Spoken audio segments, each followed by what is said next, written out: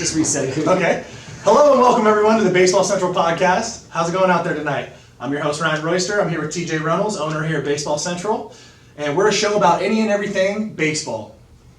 Everything means anything from baseball movies to actual gameplay in the major leagues, controversial plays or things that are happening currently, and also gear, bats, gloves, anything that you guys can think of. We're going to cover it, we're going to go over it, and hopefully we can get some input and feedback from you guys out there, but we're excited. Yeah, absolutely. Absolutely. We're looking forward to sharing some of our favorite things in baseball. It could be maybe a company, it could be maybe possibly a philosophy for coaching or hitting. It could be everything and anything baseball. We just want to talk and bring up a lot of different ideas around the game and get you guys at home interacting with us here at Baseball Central LA. And more than anything else, we just want to share our knowledge of baseball with you guys. That's why TJ and I got together with this whole thing. Okay? Absolutely. I think it'd be cool if we do an interactive thing where Ryan and I decided to do giveaways, so there'll be a lot of questions and trivia questions where we can get interactive and feedback that will also allow us to give you guys some prizes. Yeah, some fun stuff. Give you a reason to tune in. Down the road, we might actually have some interviews on this show. Where we're going to invite in some friends of ours for some interviews. Might be a piece that we bring along as the show continues. Right now we're going to talk a little bit about some things around pop culture in baseball. How many of you guys out there are Fernando Tatis or maybe Cody Bellinger or Mookie Betts fans? I know I'm a fan of all three of those guys. What about you, TJ? Absolutely. I'm also old school, so it's fun to see the transition and what these guys. Oh yeah. It's just, having a little old school on you will be hesitant to see some of the flash that they're bringing these days, but it's hard to deny it. It's bringing so much fun and energy to the game. The kids love it. It makes it more enjoyable, and I think that's what's important, that we're getting that love for baseball. I think my favorite part of Tatis is his sunglasses, like the blenders that he's wearing. Those blender sunglasses, I love those. He's so wet right now. He's just dripping full of just. I think he's leading the league in home runs as well right now. 16, I think he said last time I checked. The last home run he hit was full-on video game style. Yeah. Pimps it, watches, takes his time. He does this double step on the third. The stutter start stop, let me set you up and then step on the back. Yeah. And then he's something special. So I think we have a lot of fun years to come from him and also these young guys. Sure. That'd be good. So for us right now, we're talking pop culture in baseball. We like to see guys walk to home plate with confidence. We like to hear that good song that they like. I used to come out to some kind of like hip hop, instrumental. Once in a while, rock and roll. Teammates of mine had switched my intro to some stuff that was kind of funny. Here Comes the Rooster by Alice in Chains. So it just fit me perfectly. And that year it was kind of funny to go by rock and roll. But typically, I'd listen to a lot of hip hop and instrumentals. What about you, TJ? What were your kind of walk-up songs? I was like a Celine Dion kind of. Selena. Selena would be kind of cool. Same like hip hop, some more like upbeat stuff. I was a couple Eminem songs. Sure. He's great. But usually just something that kind of motivated me at the time. Something I was listening to on the bus, on the bus rides and stuff. But absolutely. I think it's very important. It's funny. I think I saw a video of a kid who had a walk-up song, whatever it was. That the parents switched it, and it was like. Caught him off guard. It was Whitney Houston. I Will Always Love You, and it was like, and he was like going up there. He's getting ready for his walk-up song, and he goes. He just looks down. He was so pissed. So it can play a role. It gets you going. Just that little snippet of music can get you like, that's my song. I'm ready. Yeah. So. Yeah, honestly, pop culture right now, the progression of baseball. It's fun to watch. I love baseball. It's such an old school sport. It's America's pastime, as they say, so it already has a little bit of dust on it. But to see new flair, to see new life, to see new blood, it's really been exciting and fun for all of us baseball coaches and fans. Speaking of pop, I'm sorry to cut you off. Speaking of pop culture, it's and we talk about gear too. We'll talk about gear all the time. Did they take away the shoes coloring scheme? Is there? I think there's limitations. I know NFL has changed their rules to where you can't wear certain things. Like they'll take them off. They'll tell you have to take them off before you get into the game. But guys wear warm-ups. But I saw someone. It was a shortstop for the Marlins, and it was like the highlighter yellow. Too neon, yeah. Super neon, and I thought you could only go so. I have no problem with it. Right. Maybe if a pitcher has it on and it's distracting or something, I never had an issue Like with pitchers that. like going like, They're wearing this excuses none shirt with neon on Right. it or something, then I would get if you had an issue, but I personally would not have that issue. What I about think that, well, I don't know. I think it's part of the game as far as pop culture goes. It's, it's a changing. part of you. Yeah. And I think that that's what the problem was at first, is they had, is taking away from just that traditional sense. Uniform, And yeah. so, uniform, exactly. Yeah. But I like the fact that, well, MLB, you can't use certain players in photos or whatever because that's their likeness. MLB owns the likeness, and so I think that they're very, they're cautious of letting them get away too Sure. much from the uniform of Yeah. the league. So, but I like the fact that they're starting to have a little bit more flair and drip, because that's going to draw in the younger players Sure. and make it fun. So, but it also helps the players express who they are, and it's Let's a game. admit it. We're playing a game. Let's admit it. The way Right, the yeah, uniform is game. worn today looks more fun, looks more professional than maybe the way they wore it in the 70s and the 80s and the early 90s. Not to disrespect those players and how they wore it, because that was the way it was worn at the time. But the way it looks now, the way the jersey hangs off, the way the pants look, the way they can go from short to long, every other game if they want to.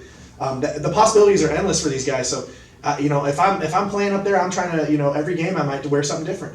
But just what kinda- about, okay, so, yes, speaking of 70s, what about, though, like the Walker Bueller, who's got the Yeah. tight tights, and he's got, we used to call them the halfway homes, because we'd wear them like halfway up, Jamie Moyers.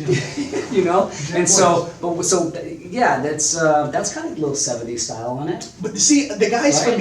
for me that started to wear their pants down were Griffey and Jeter, and they wore them to the top of their shoe because Griffey was wearing like a 3/4. Right. Jeter sometimes would wear like a tween or 3/4.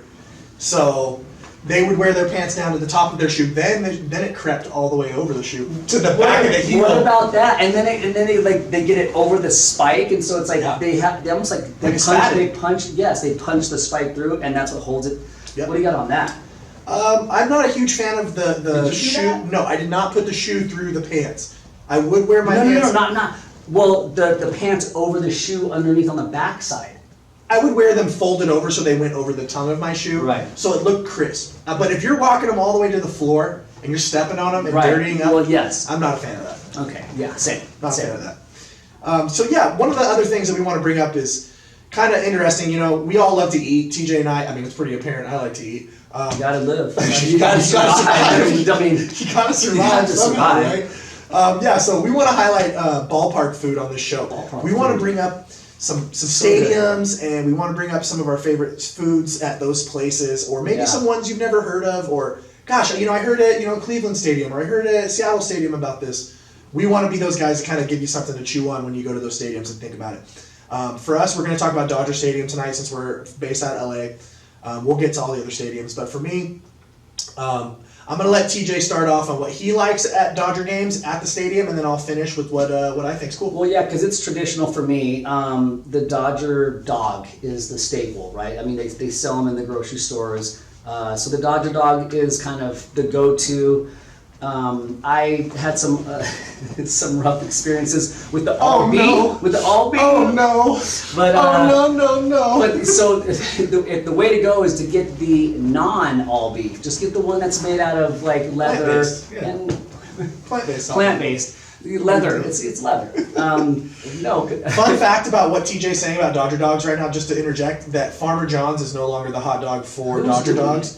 A Mexican company has taken it on. So Really? I don't know the name of which is, so I can't speak on the name of the Okay. company taking over. But Farmer John's is out as the Dodger dog. Dang, that's kind of like Majestic. Peace, get out. Well, I Vince need to Scully, go. I know for a fact Vince Scully's a little heartbroken because he was the voice of Farmer John's for the Dodger dogs. So. Yeah. So Dodger dog, I'm a nacho guy, which is pretty standard across, I guess, all the ballparks. But Nachos in a helmet or nachos in like a plastic tin? I'll just do the plastic tin, and I'll open it. I'll get the cheese, put a couple chips in there, let them get Yeah. kind of a little bit soggy, moist, and I can do only three jalapenos. Trace jalapenos. 3. I would do more, but the next day, the next morning, Not gonna fly. no bueno. Not gonna fly. Not good, not good. What about you? Okay, so tell us about your favorite Dodger food. Meal. Dodger meal. Meal. Oh, I don't look like I I see the should peanuts. meal. Peanuts. And you're gonna do like a Ooh. little peanut. Take the bag and you rub them down like this.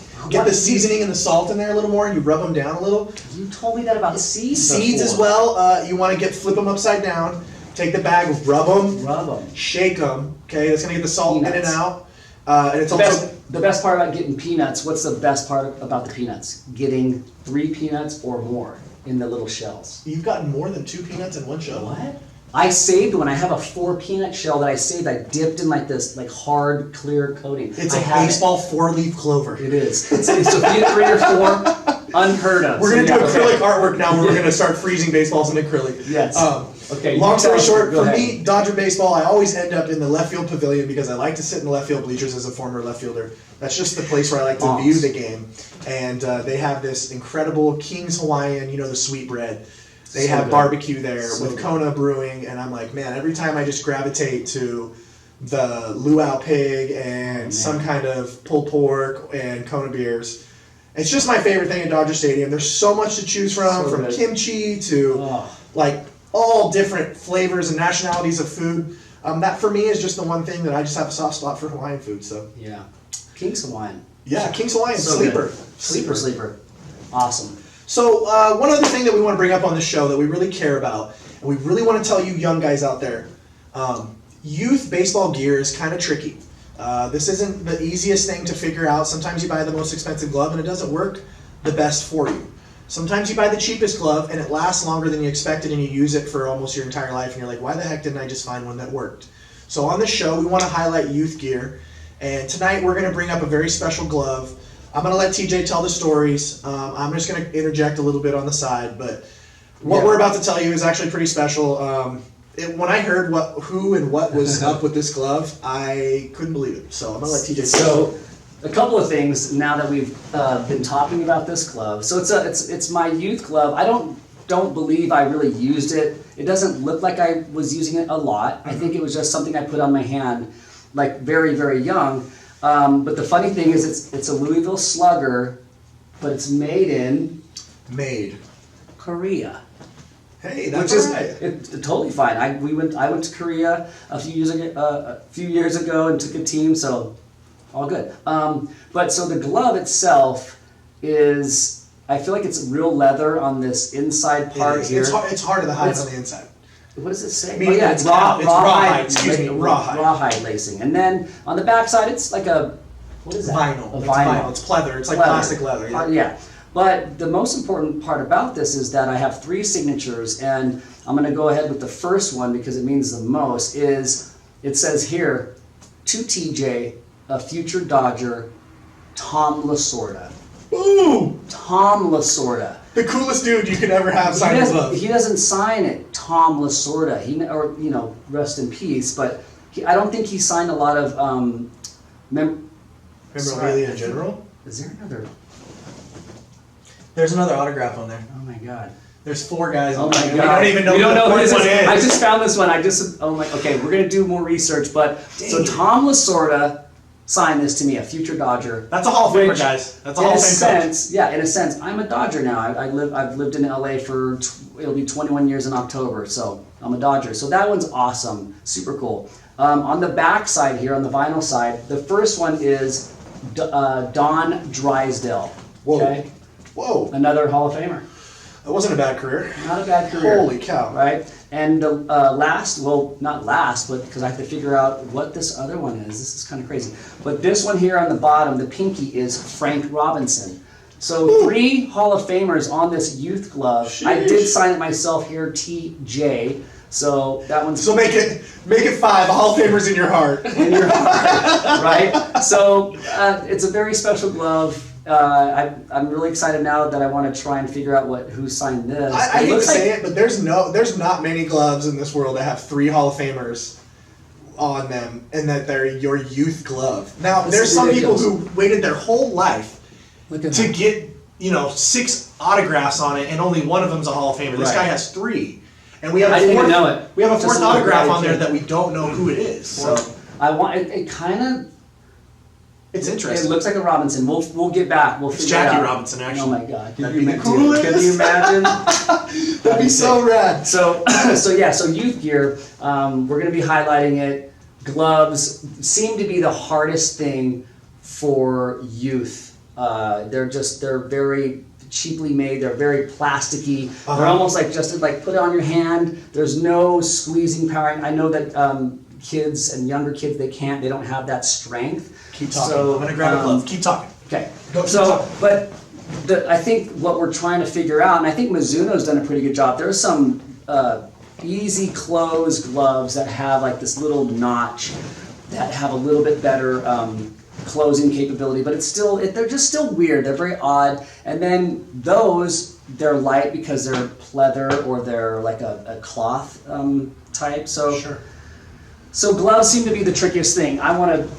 The one thing I like about this little silly Wilson right here, and some of you guys have seen it, it's a combination again of like rawhide, some vinyl. It's the Wilson A350, and I watched my nephew's friend recently playing catch with this glove. I tend to see more kids catch the ball confidently with this glove.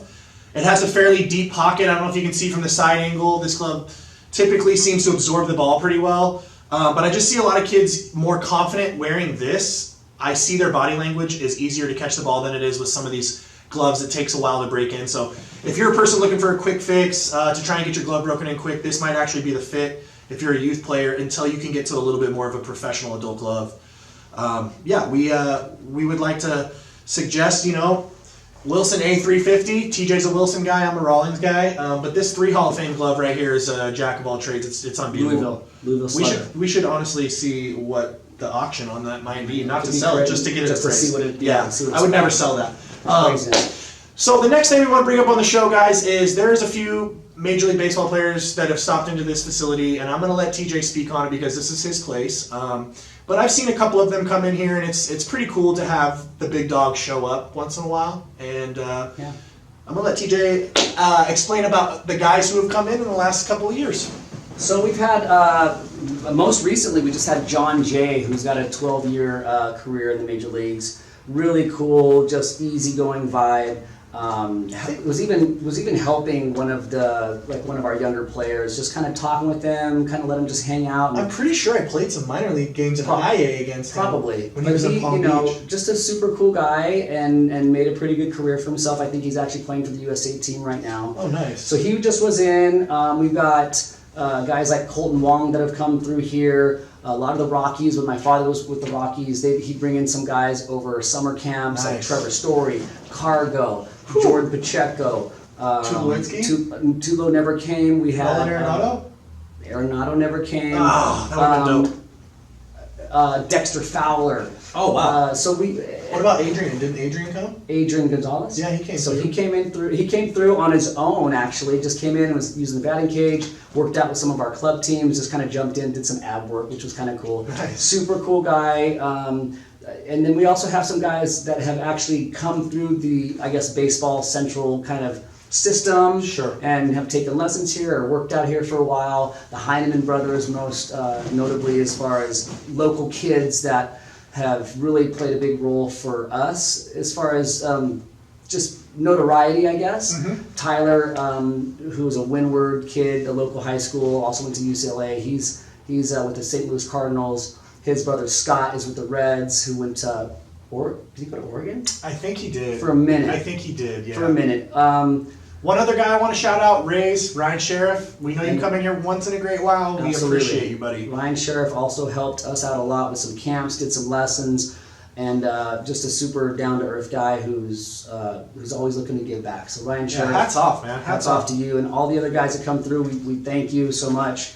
Quinn Brody, who's in the Mets organization, I hope he's still plugging away and scratching the surface. So best of luck to you. But we're fortunate to get those guys in here because it helps bring the other people in here that want to, be where the pros come. So Absolutely. it's very cool. We're It's thankful. a very conveniently located place. And TJ, if any of these people wanted to inquire to get lessons maybe or talk to us about maybe using the facility in any way, where would they reach us at? Online, baseballcentralla.com is the best way to reach us. You can email us, reach out that way. We'll get back to you. Check out the website, check out the facility. We're very fortunate to have such a big space located here in Los Angeles. So come on down, see us if you're around, or just if you have questions about anything and everything baseball, which is about the show. Feel free to email there, but we'll also have some links and some other sites set up for you guys to check out. Absolutely. Hey. Hey, TJ. Hey, TJ. One of the other things we want to bring up, guys, is you might be asking what this is we're wearing right here on our shirts right now. And this is a new brand that TJ has come up with called Excuses None. And I'm going to let him elaborate a little bit on what the company is and how you can hear and find out more about it.